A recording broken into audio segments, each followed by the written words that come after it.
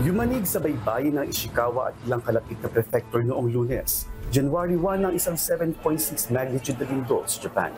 Dahil dito, naglabas ang pamahalaan ng Japan ng mga babala bunsod ng banta ng tsunami sa bansa.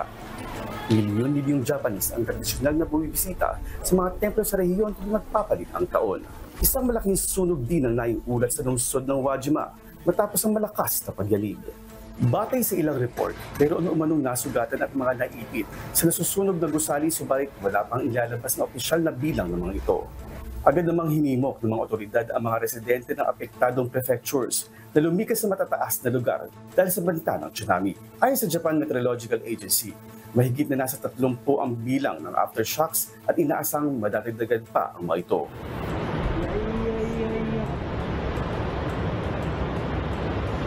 Mahigit sa 1 metrong tsunami waves naman ang umabot sa ilang mga lugar.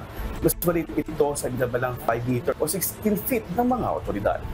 Samantala, muli na namang nabuhay ang pangamba sa Fukushima kung saan nagkaroon ng nuclear disaster noong 2011 kasunod ng malalakas na pagyanig sa northeastern coast ng bansa. Axis Salem, UNTV News and Rescue. Diyos ang aming sandigan, serbisyo publiko ang aming pinahahalagahan.